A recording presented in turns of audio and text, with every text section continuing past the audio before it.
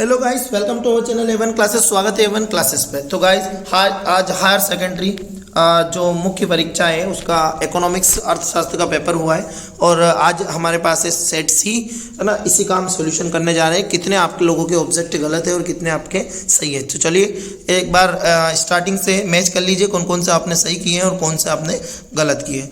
तो सबसे पहले आता है एक वाक्य में उत्तर। तो सबसे पहले एक वाक्य में उत्तर देख लीजिए। तो सीमांत प्रतिस्थापन की दर का सूत्र है, तो दर का सूत्र है MRS, है ना, इंटू वाई इक्वल, है ना, ये देख लीजिए आपका यहाँ पर ये इसका आंसर बनेगा, या फिर MRS, है ना, इंटू वाई और equal MU upon MUX Y और इंटू। और दीर्घकालीन लागतें क्या है? तो भाई लागतें क्या है, दीर्घकालीन लागतें क्या है? तो वे लागतें हैं जिनमें उत्पादन के सभी कारक परिवर्तनशील होते हैं। क्या आएगा इसका आंसर?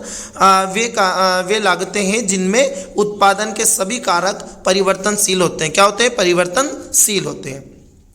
थर्ड वाला, श्रम बाजार में मजदूरी दर का निर्धारण किस बिंदु पर होता है? तो श्रम की मतलब जो श्रम है उसकी और श्रम की आपूर्ति के संतुलन बिंदु पर होता है। क्या? श्रम की, है ना, मतलब श्रम बाजार की जो श्रम की जो बिंदु होती है ना, श्रम की आपूर्ति के संतुलन पर होता है।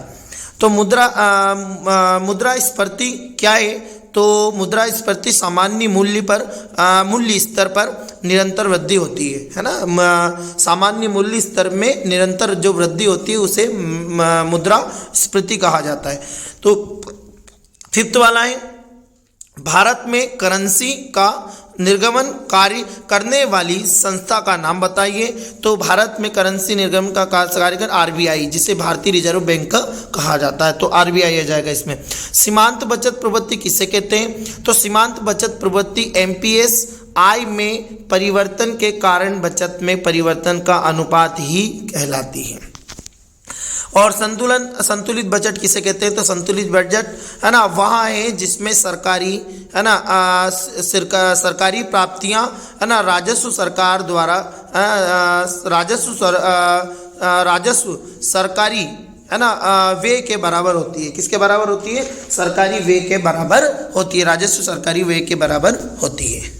चलिए ठीक है, ये देख लीजिए। तो ये आपके एक वाक्य में उत्तर थे।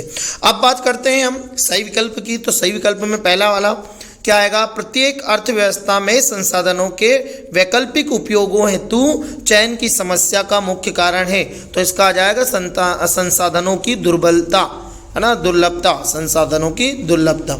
और उच्च, सेकंड वाला उच्च, है ना, उच्च अंधिमान वक्र उपयोगिता के निम्नलिखित स्तर को दर्शाता है। तो उच्च स्तर को, कि कौन से स्तर को? उच्च स्तर को दर्शाता है।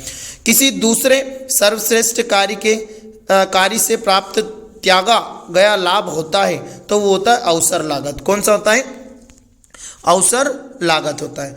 और किसी अर्थव्यवस्था में, है ना, निर्गतों और एवं रोजगार के स्तरों में निरंतर गिरावट की स्थिति कहलाती है। तो वो कहलाती है महामंदी। क्या कहलाती है? महामंदी। समव्यवहार के लिए सबसे तरल आसान मुद्रा की माप है तो M1। और भारत में वस्तु एवं सेवा कर निम्नलिखित में से किस वर्ष लागू हुई थी? तो भाई 2017, मतलब 2017 में। तो 2017 में है थी, ठीक है। यही इसके इंग्लिश वाले बनेंगे, तो आप थोड़ा सा उनका इंग्लिश करके देख लीजिएगा। निम्नलिखित वस्तुओं के लिए मांग वक्र की शिफ्ट दाएं और बाएं होता है। तो दाएं और बाएं आ जाएगा रिक्त स्थान में। पहले वाले में, सेकंड वाले में आएगा फर्म का लाभ आगम तथा के बीच का अंतर है। तो, है ना, कल लागत, याद रखना, कुल लागत। क्या जाएगा? कुल लागत। और पूर्ण प्रतियोगिता बाजार में फार्मों का स्वतंत्र प्रवेश एवं बहिर्गमन होता है। तो पूर्ण प्रतियोगिता, याद रखना, पूर्ण प्रतियोगिता। और स्टॉक की संकल्पना एक निश्चित समय बिंदु पर माप संबंधी, तो इसमें आएगा समय बिंदु। और फिफ्थ वाले में आएगा वृद्धि। और सिक्स वाले में आ जाएगा अवमूल्यन, ठीक है, कहलाती है। चलिए नेक्स्ट आगे बात करते हैं सत्य असत्य।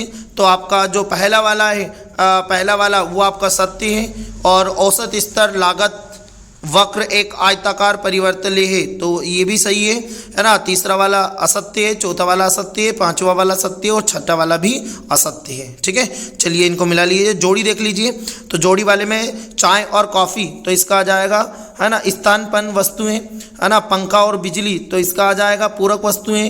कारकों में परिवर्तन, तो इसका आ जाएगा अल्पकाल में। ठीक है, और कुल संपत्ति, तो कुल संपत्ति का आ जाएगा आपका कुल निर्गत इनटू बाजार की कीमत। ठीक है, और निवल प्रत्यक्ष कर, तो निवल प्रत्यक्ष कर में अप्रत्यक्ष कर उत्पादन। और फिर उसके बाद आ जाएगा सीमांत, है ना, सीमांत उपभोग प्रवृत्ति, तो इसका आ जाएगा 0 से तो 1 के बीच। और लास्ट वाला आ जाएगा एक मुद्रा की दूसरी मुद्रा में कीमत, तो उसका आ जाएगा विदेशी विनिमय दर। ठीक है, आई होप आप लोगों के सही होंगे। बहुत अच्छा पेपर आया था, पर पेपर इतना ज़्यादा सरल भी नहीं था, लगभग टफ पेपर ही मान सकते हैं इसको, ऐसे क्वेश्चन इसमें आए थे। ठीक है, चलिए ठीक है, अपने दोस्तों के साथ शेयर कर दीजिए कि भाई किन किन लोगों के सही है, कितने आपके सही और कितने आप लोगों के गलत हैं। चलिए मिलते हैं अगले वीडियो में।